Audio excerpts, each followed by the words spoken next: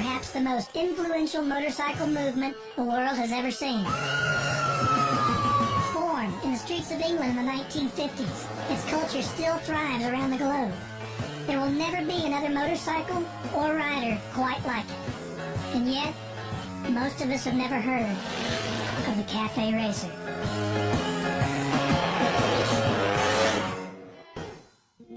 The Cafe Racer is both man and machine. With its Spartan appearance and aggressive styling, the Cafe Racer is one of the most distinctive and revered motorcycles in the world. Their impact on the motorcycle industry includes legendary high-performance motorcycles like Triumph's Bonneville, Honda's CB750, and Kawasaki Z1. Without the original Cafe Racers tuning and designing their ordinary street bikes for power and handling, manufacturers may never have designed the modern sport bike. The Cafe Racer movement was born in London in the 1950s, developing into a subculture that included a desire for speed, a love of rock and roll, and ultimately, an enduring love for a motorcycle that over the past several years is being revived worldwide. The human side of the Cafe Racer was a perfect match for this type of motorcycle. The riders of these machines were young, and they wanted to go fast. The goal of many of the Cafe Racers of the 50s was the ability to hit 100 miles an hour, better known as the ton. Author and journalist Mike Seat has been following the Cafe Racer for 2 decades. He traveled to England in the early 1990s and brought home parts to build a Triton, a hybrid of Norton and Triumph. Last year, he launched Cafe Racer magazine, the first publication devoted solely to these unique motorcycles and the people who ride them.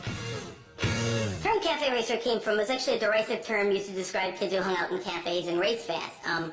They would hang out in transport cafes and wait till somebody else came by in a fast bike and challenge them for a race, and they'd all rush outside and see who could get up the road the fastest. When they get back to the cafes, which are often occupied by long-distance truck drivers, the truck drivers would laugh and say, "You're not a real racer. You're not Dirty Sheet. You're just a cafe racer." And the kids thought, "Well, you're dang right, I'm a cafe racer." So they would race from the next cafe to the next one as fast as they could, and the name stuck. They embraced it, despite the fact that it was a derisive term. Over here, baby boom generation, rock and roll generation, they went out and bought the fastest vehicle they could afford, which over here was a motorbike. In the States, that was a car. And you had your hot rod culture come directly out of Elvis Presley, diners, the Fonz, etc. Over here, similar sort of thing, but all based around motorbikes because of our different income levels, etc. And the other great attraction of cafes, and I suspect diners in the States at that time, was the jukebox. And certainly in this country, when rock and roll was first came around in the mid-50s, you could only hear rock and roll on the jukebox. There was no radio stations playing it, no clubs playing it. So this new music of youngsters, mixed with having their own vehicles and their own identity, along comes this identity of the Summit Boy and his bike, the Cafe Racer, because invariably the racing would be from one cafe to another. And I can tell you, and sum that up, if you look at an old Wild West film of cleaning up Dodge City, that's exactly how the Ace Cafe was. Great days, and we used to make the rules up as we used to go along.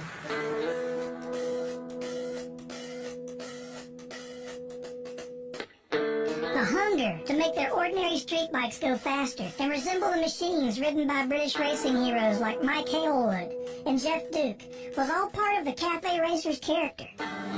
Doing the ton, or hitting 100 miles an hour, became a badge of honor, whether you made it back or not. Back in the day, a 650 twin, you were very, very lucky if you could get to the ton.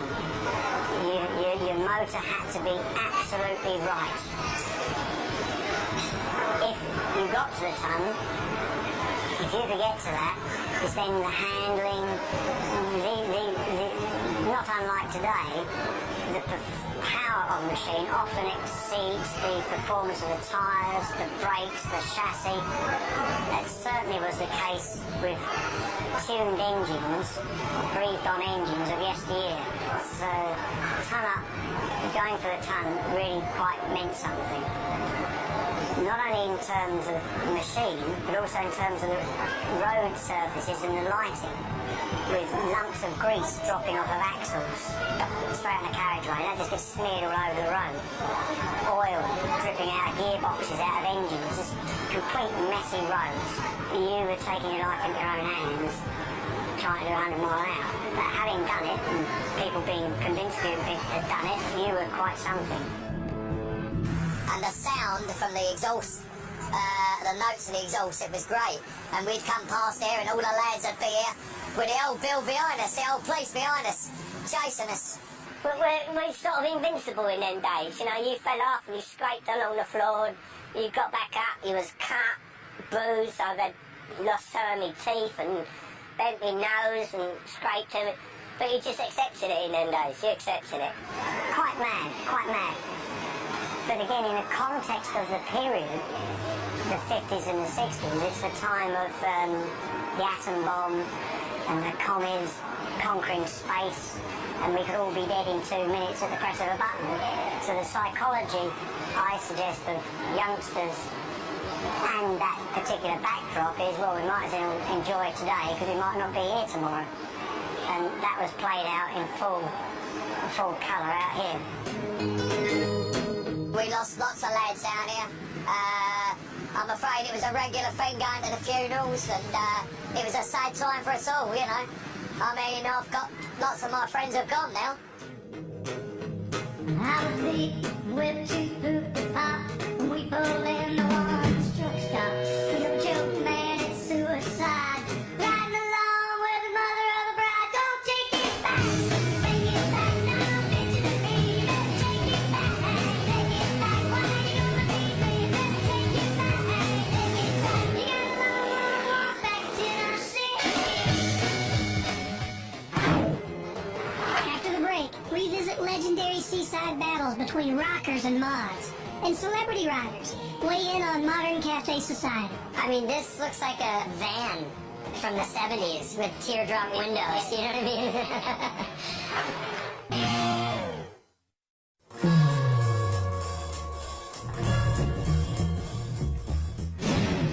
The ton-up boys of the cafe racer culture became devoted to rockabilly music as much as they were to their own motorcycles. Outfitted in leather, real cream hairstyles, and a fascination with American music earned them the nickname Rockers. And they were starting to make front-page headlines.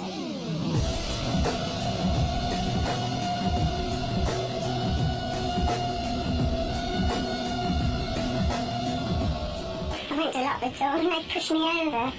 One of the boys, very good looking boy, took off and assaulted. And then they pulled me right across the buffet from the corner to the middle of the buffet. And then he ran out and put his arm through the plate glass door window. And they just left you lying on the floor, No, one of the rockers picked me up, another rocker, another table. He was very sweet. With Britain's notorious tabloid newspapers in need of a new villain, the Rockers made a convenient target for exaggerated stories of death and destruction. The reputation of the Rockers took a most severe beating when they began clashing with groups of scooter-riding teens known as the Mods at seaside resorts in the early 1960s. The difference between them is they were clean, we were dirty, you know. That's why I look at it, because they had a different form of transport, scooters, but they followed the fashion of the day, of the early 60s.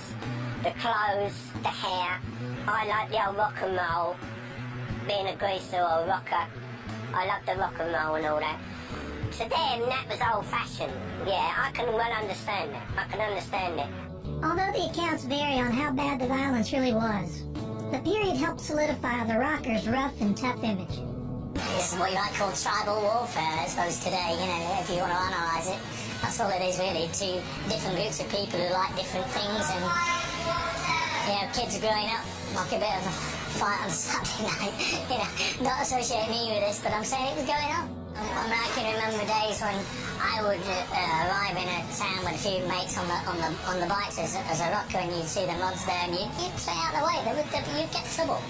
There definitely was a war going on.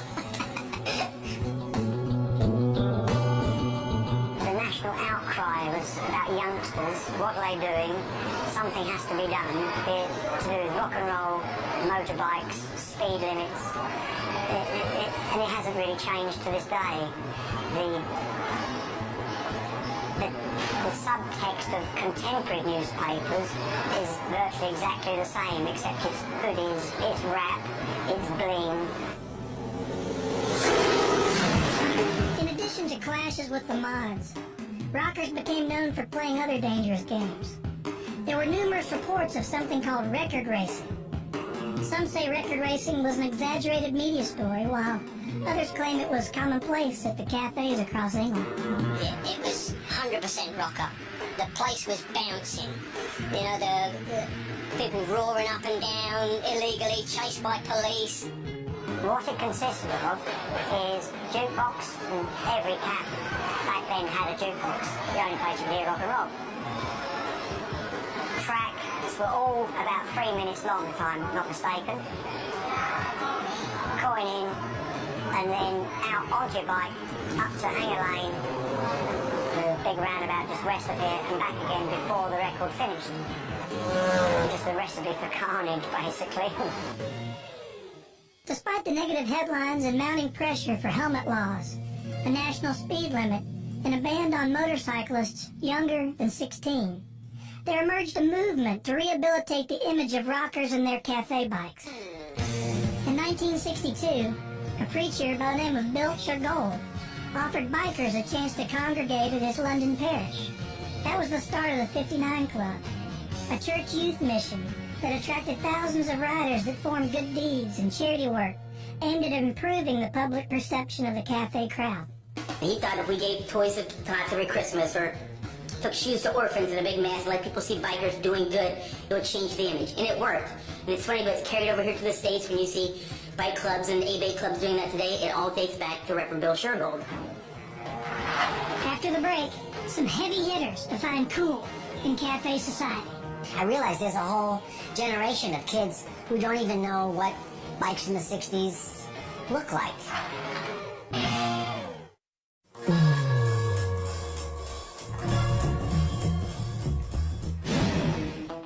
In the early 1960s, the cafe racer style and performance attracted the attention of the British motorcycle manufacturers. BSA, Triumph, Norton, and Royal Enfield were among the most popular.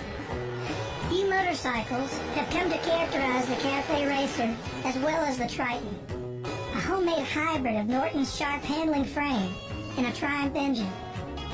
Dave Deegans is credited with popularizing the Triton. His first experience with the Triton was at the end of a tow road. I was running a matchless and it broke down and he ended up towing me, and he was towing me with this Triton at sort of 80, 90 miles an hour to get me back to Twickenham, which was probably 40, 50 miles away.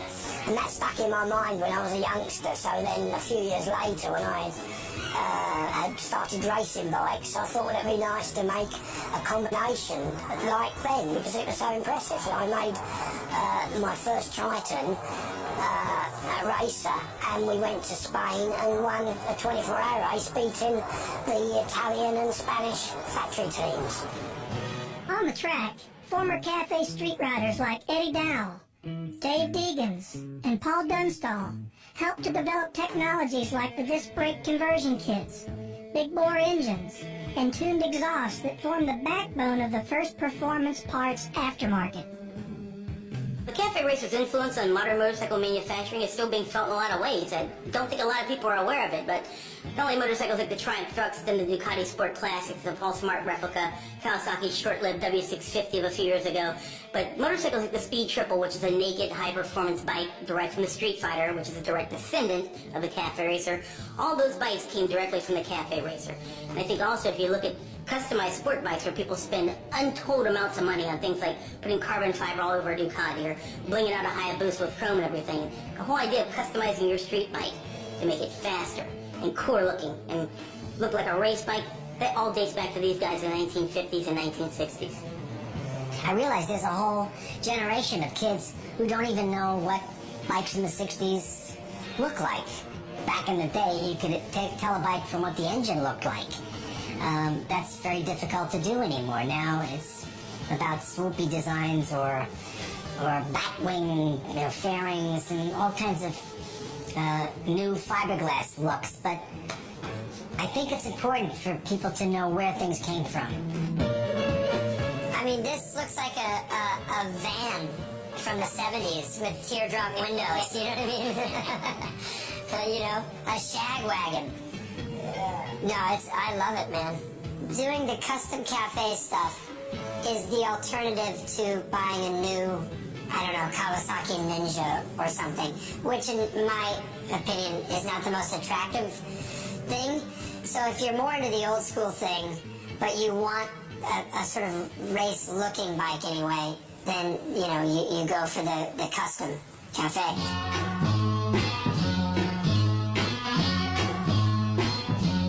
It's the last underground niche in the motorcycle world, and there's some reasons for that. It's tougher to build a bike that's mechanically simple than it is to just buy stuff and bolt it on and people walk by and go, ooh, look at all that crap hanging on that thing, right? So, I mean, and there's old guys that build bikes and they look at it the same way, and I'll walk by a bike and there's just a million different kind of parts because the guy likes everything, and I go, man, what happened here? We spent a lot of money, but boy, we didn't get nothing done. In today's cafe racer society, there's different schools of thought. There's the purists, guys like me, who would never put a Mikuni carburetor on a British bike, and there's guys that would swear by them.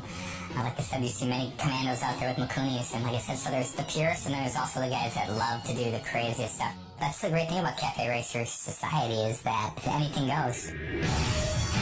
Although choppers have been the rage in America for the past few years, the cafe racer cult is taking form across the United States and the world. Ton-up clubs, modern rocker rides, and custom cafe racer shows are springing up everywhere. I just don't get choppers. Once they've been stretched out beyond a certain point, and they've got chrome spiky things sticking off of them, and flames and skulls and dragons crawling all over them, and over-chromed, overweight, overstretched, overpowered. And they're dangerous to drive. Look, bikes are inherently dangerous to begin with. Why make them more dangerous? It doesn't make any sense. And that whole look how bad I am thing, come on, it's over, guys. I think they're also like the idea that it's better than a sport bike, because a sport bike is only good at 150 miles an hour, which will cause you to lose your license. Here's a bike that makes 80 miles an hour feel like 150 miles an hour. And it's unique, you make it your own. After the break, we'll ride along as cafe racers roar into the 21st century.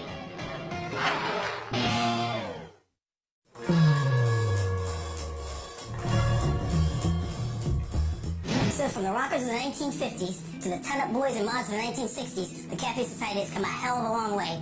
But guess what? Where it's going, it's going to get even cooler and faster.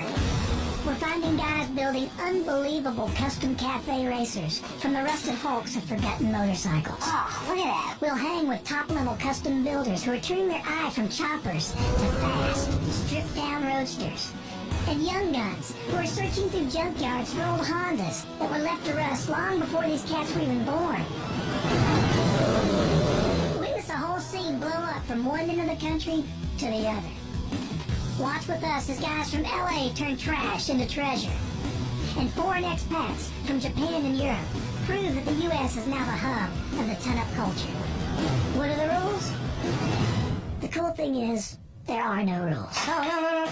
If the old school dictated that a cafe racer had to be British and powered by an air-cooled engine, the new school says that breaking the ton, and then some, is what's important. Some of these guys aren't even using combustion engines when building a retro Manx Norton. And some are even doing away with traditional suspension setups in an endless search for fast, good-looking motorcycles. Sure, you can go to any dealership out there and buy a 170-mile-an-hour motorcycle, but cafe racers are looking for something besides just cutting-edge technology. And it's not just about the bikes. The cafe racer rocker culture may have started back in England a half-century ago, but the U.S. is where it's happening today. Search the net. You'll find that Mods vs. Rockers events are springing up faster than oil leaks out of a BSA. In essence, the people and the faces and the locations may have changed. But even the original rockers can dig the fact that it's still about taking an ordinary motorcycle, investing time, sweat, and gears to make them something unique, something faster than the ordinary, and something that's all their own.